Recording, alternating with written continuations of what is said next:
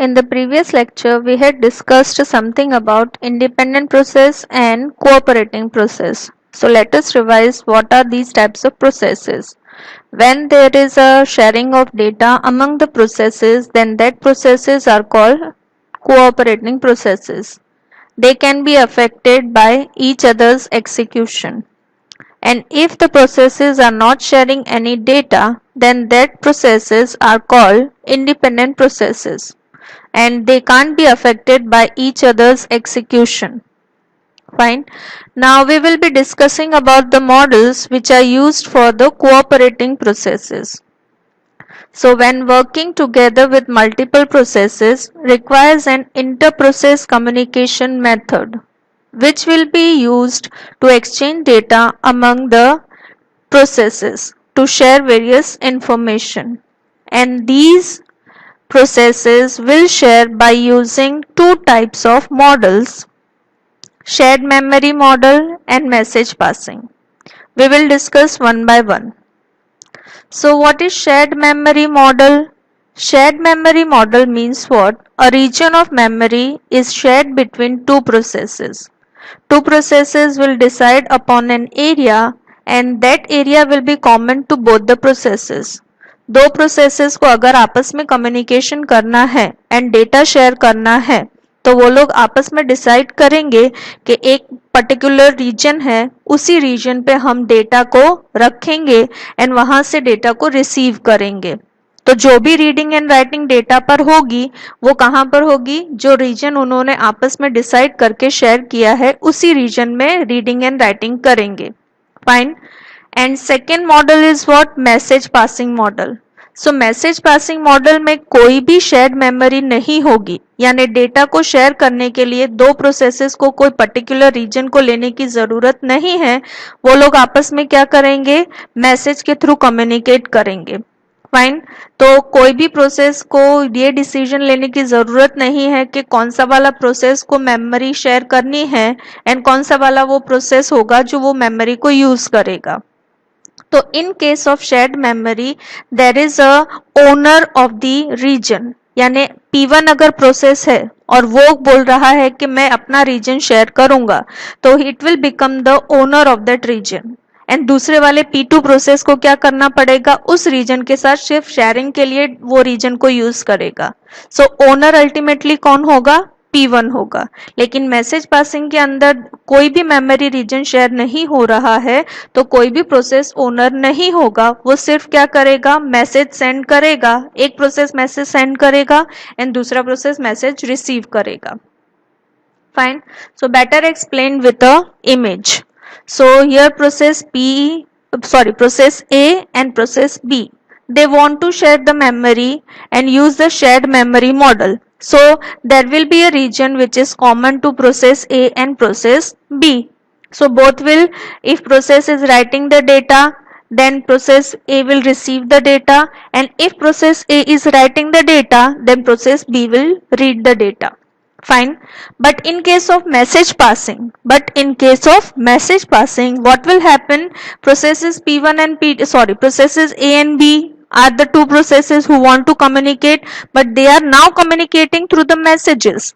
They are not sharing any data. So there will be some message queue, and within that message queue both the processes will read and write the messages. Fine.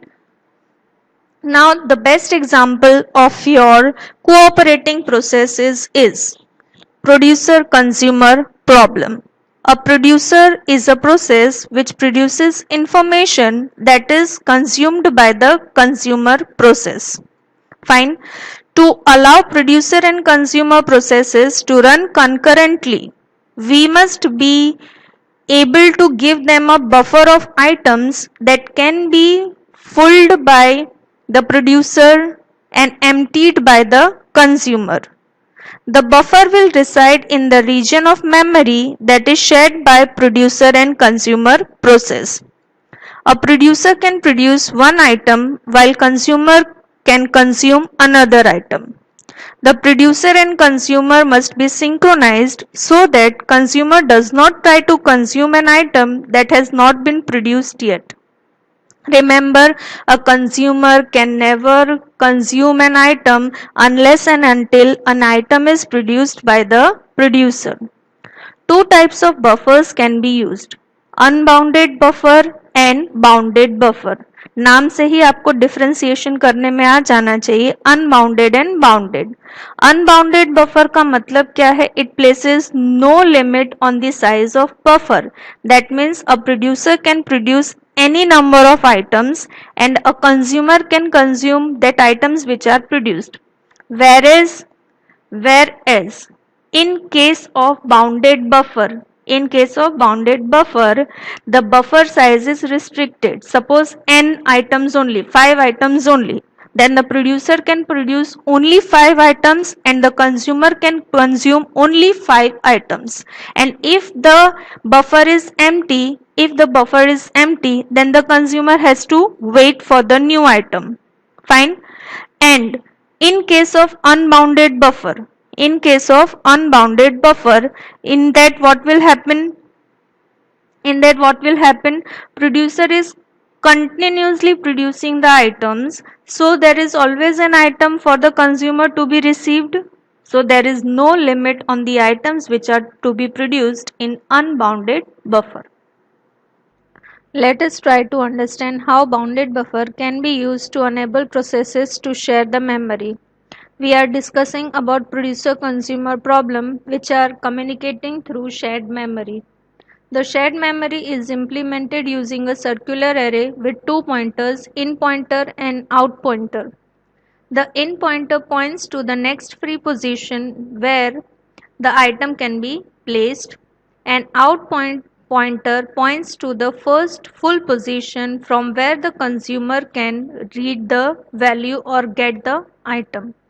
The buffer is empty when in pointer equals to out pointer and buffer is full when in equals to buffer size.